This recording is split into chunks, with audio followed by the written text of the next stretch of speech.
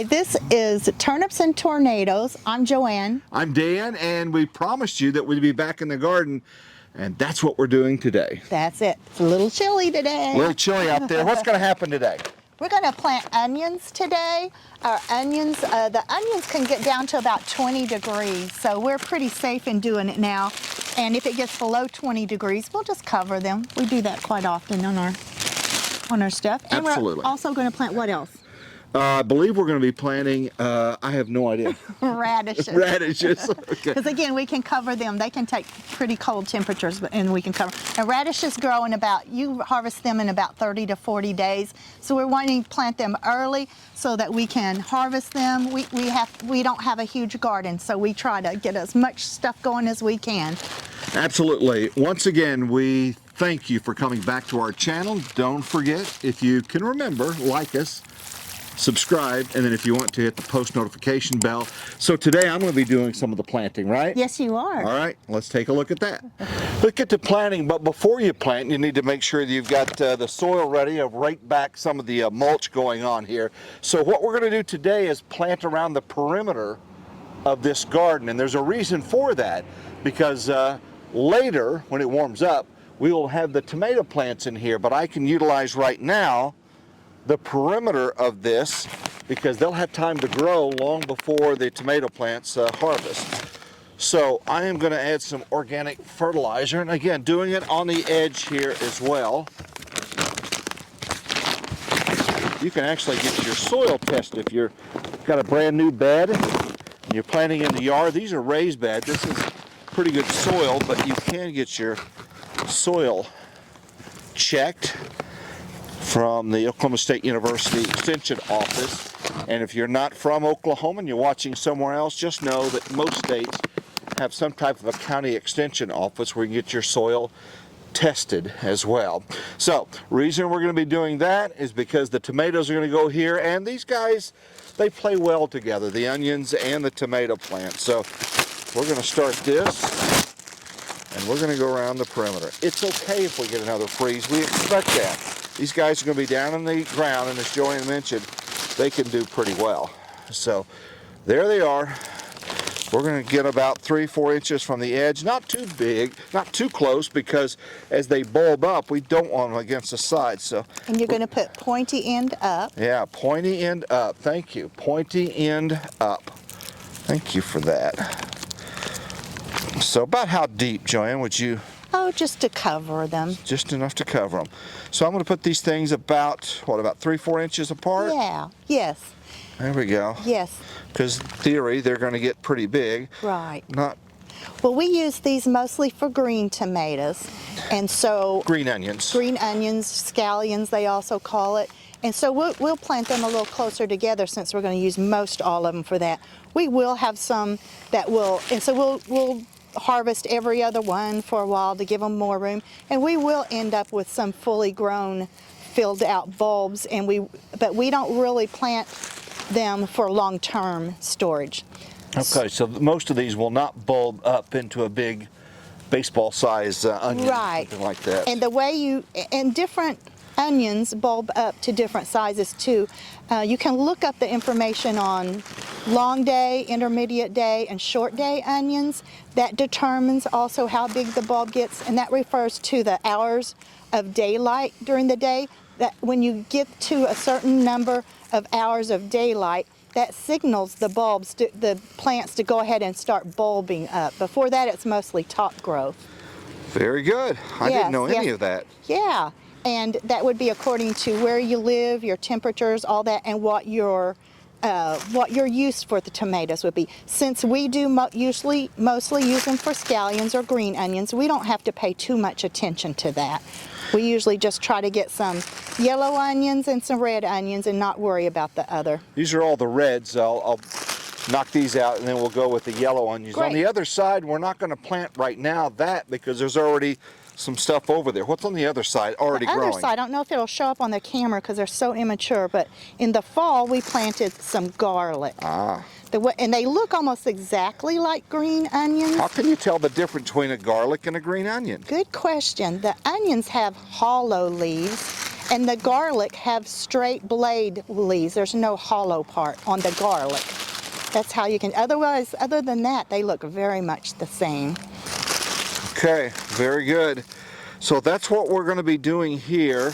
We're going to monitor the moisture. You know, plants can dry out even when it is very cold. Sometimes we don't think as much about plants needing moisture when it's cold, but they do. You certainly don't want to overwater as well. Now we have a really inexpensive rain gauge, which is what I recommend because you can keep track of that. What the TV person says may be, you know, 20, 30 miles away from where you live. So keep track of your own moisture, and that way you'll know when the garden needs to be watered. And don't say I'm going to water on Tuesdays and Fridays because you know, you really need to monitor exactly what is happening because it's all going to vary. Sometimes in the heat of the summer you might have to water a whole lot more often. So stick your finger in the soil and get a good judge of how we're doing on the moisture. There's going to be a bunch of onions. You want me to do all these? You want me to change over to the white onions? No, go ahead and finish that row with those. We'll use them all. If you've got kids and grandkids, this is a great way to get them involved and get them interested. You got to pass along your knowledge at some point in time to someone else, and it gets them away from the screen. It's a healthy thing, and they might even eat a vegetable that otherwise they wouldn't eat because they had a chance to see it grow and things like that. And getting dirty, let's face it, getting dirty is fun. It's good to get your hands in the soil. You gain an appreciation for nature, and I just think it's an awesome hobby that somebody can have their whole life, and this is a hobby you get to eat, okay? So that's a pretty good deal, and it's just fun. Keep a diary. We'll log when we planted these so we can look back and see, and it maybe helps us the following year. We'll know how long it took to maturity, and most of these will say how long to maturity, so you don't have to wonder. So that's a good thing to do. The variety that you plant is something really did well. You want to know that for next year, so you don't have to try to recall the varieties and the dates and things like that. So we have turned the corner. We have 3 of these longer beds. About every other year I built another bed. The wood can get expensive, but if you space it out over several years, it's not too bad. We have really bad soil where we live. So we brought it in and just filled this thing up wheelbarrow by wheelbarrow. I got some good exercise out of it, and we got to kind of control that. So Yes, I think Dan mentioned that we were planting tomatoes in this bed. yeah. They're, with most all plants, you have to make sure they're good companion plants. Tomatoes and onions are great companion plants. You would not want to grow your onions in a bed with peas or beans or asparagus, and there are some few other vegetables. They just don't do well together. But tomatoes and onions, great. And by the time the tomatoes plants get huge, and they do, most of these onions will be done and out of the bed by then, and they can just have the whole bed to themselves. What would approximately the cost of this bag of onion sets or onion bulbs, whatever they are? A lot more than it used to be.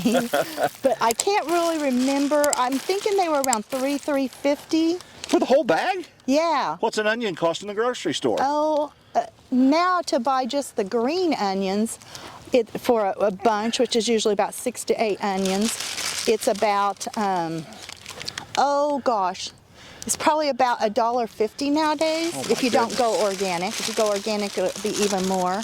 And the large bulbed onions, now they're at about $1.50. Wow. For one onion. So, and we will get some large onions out of these, and we'll braid them and bring them in the house and use them. But we just don't try to keep them for months and months. We just don't have the garden space to grow that many. Was it the onions you dried out in the closet, or was that? Onions and garlic. So yeah. I won't do garlic again though, because the closet smelled like garlic for about 3 months. So I won't do that again. For the record, we had no vampires when you put the garlic in the in the closet. Onions did well. They did not cause a lot of smell, and they dried very well in the closet. All right. So that's a look at the onions. We'll go back to the expert and let her tell us a little bit more about some of the other things that she's planting, the radishes. So again, as you see, in a very short amount of time, I got quite a few onions planted. they're basically set to go. We'll pretty much leave them alone. So we'll check back in with Joanne a bit more on how to plant the radishes. Good job, Dan. We're going to move on and plant some radishes now. Same thing, we've already have compost in this bed, and I've put a little bit of purchased organic fertilizer in the bed. I'm going to be planting two kinds of radishes. French dressing, which I've heard of French breakfast is what I'm used to, but so I hope it's the same thing or close. And some cherry bell, they're just the round little red.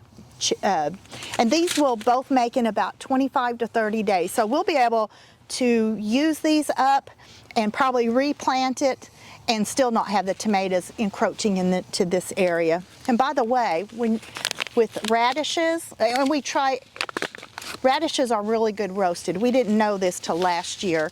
We roast them along with other vegetables. They are fantastic. And I'm going to plant these about 1/2 inch deep. If you're new to gardening, every packet of seeds tells you how close they should be and how deep you should plant them, so you don't have to figure that out on your own. Okay, so I'm just going to make little bitty holes and get them in there. And I usually plant like a couple in each hole in case one doesn't germinate. I'll go ahead and just snip the second one if they both come up off at the ground level, and that way you get really good coverage. You had another packet of radishes, but you opted not to go for them. Why was that? Well, I can't remember what the name of them was. It was a new one to me, and I just happened to look on the package, and they took at least, I think it was 60 to 65 days to maturity. And since we are using this bed later for our warm season, I did not have that much time to keep them in the bed. So I will save those and use those up in the fall when I don't have such a need for bed area. So that'll work. But they must have been a much bigger radish. I'm guessing they were something called a watermelon radish. That wasn't the botanical name, but I'm thinking they were a little bit bigger. Not watermelon size, but they kind of looked like watermelons when you cut them open. Kind of where the garden journal comes in as far as logging. Yes. Which is spicy or hot or big or whatever. Yes, absolutely. Absolutely. Joanne, I understand when you were growing up, you and your sister and your family had a garden. Tell us a little bit about that. We did. As I recall, I believe they said it was about 1 acre, so it was a big garden. And we stopped having it when I was about 10, 11 years old. And so I didn't get a lot of instructions on how to grow it. We were more the ones that did the hoeing. We didn't help with the planting and stuff. I would have loved for us to have had it when I was a little bit older, so I could have learned a lot from it. And we did a lot of the harvest help, which was really neat. And the thing I remember the most about it is how good our meals were in the summer. Oh my goodness, they were so fantastic. That's the part I recall. That's neat. And then when we bought our first house, I've got a picture of you, and you're out there digging up the yard. I was pregnant with our first child, and I was barefoot, and I was digging up a garden. In Oklahoma. In Oklahoma. And we grew stuff out of that garden. Very little prep on that garden, and we still grew stuff.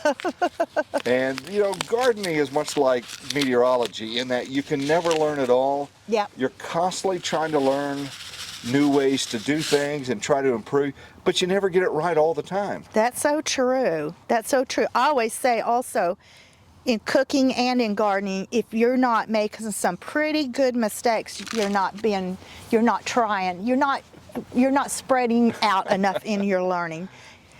You gotta love those mistakes sometimes. We learn a lot from our mistakes, I think. Was the saying, you learn more from your mistakes than your successes?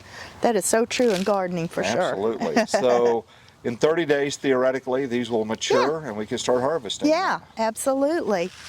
And just like the onions, we'll harvest them, the ones that are close to each other first, and that'll give the others room to get a little bigger. With radishes, you do have to be kind of careful, because if you get them too close together, they just won't. They won't. I guess you still call it bulbing up. They won't make bulbs. They'll just be little plants with no radish bulb on it. The bed that's over here is a bit of an experiment for us because we've never done it before. But we got online and we read and we spoke with some people. My brother is an amazing gardener. He and his wife have been gardening for a long time. So about a year ago, I built this long bed and we got soil in it and we planted strawberries. So we were told that we were to take care of the runners, and even though, man, these things wanted to grow that first year, we'd come out here about every other day and clip off runners. And then when it got cold, we were told that we should cover these up with straw, and that's kind of what we did. So here in a couple of weeks, once we get our, what we believe is going to be our last freeze, we'll take this off. Then we've got to thin those out, is that right? We've got to thin them out, we think. We don't know. Well, I think we'll be removing the dead, a lot of the plant material is dead. We'll be removing those and check and see. I don't see the runners, I don't see them making runners now, so I think in the winter that stopped. It was crazy how many runners. They were just coming over the side, and then we'll let them get some sunlight and all that, and hopefully we'll have strawberries. If we don't have strawberries, they're done. We'll plant vegetables in there next year, but it would be nice to have strawberries. That would be nice. Very good. Now, so now we're going to, after we're finished with this, we're going to go ahead and water this in, and we are done. So that didn't even take very long. Not very long at all. So right now we've got on the edge of this garden, which will be the tomatoes. We rotate every year where the tomatoes are, and then we will water them in and then let nature kick in. So we got a little planting done today. We'll start the big time planting here in about a month and a half. And part of the fun is kind of the anticipation, just kind of getting ready for it and deciding what you're going to plant. We've already got a diagram laid out of our little beds and what you're going to plant and where. That's always good, especially if you're doing crop rotation like we are. And we're going to talk about nematodes in the future and some perhaps natural ways to get rid of some of the critters, because some people, I mean, their gardens just get eat up by insects and things like that. You got to give back to nature a little bit. Right, we do share, but they can't have it all. So maybe we'll talk about some natural remedies to get rid of some of that stuff. And again, the tomato plants, that's what I really thrive on. A tomato sandwich, I mean, come on. Your cooking is awesome. Not as good as a tomato sandwich. A tomato sandwich with mayonnaise, I'm sorry. Maybe that's just the redneck boy in me, but that is just fine eating as well. We'll also get back in the kitchen. We've had a couple of episodes in the garden. We'll get back in the kitchen, and then we'll give you updates from time to time. But get out there, and even if it's just a little bitty bed, maybe a half whiskey barrel you bought at a box store, plant something. You get so much energy and rewards out of kind of tending to that. All right. Appreciate your comments. Appreciate you watching. Thank you so much for the feedback and the shares. It means a lot. So it's kind of a cold. It's a cold day. We're going to go have our hot tea and relax now. And relax. You guys take care. Have a wonderful night or day. And thank you for watching. Take care.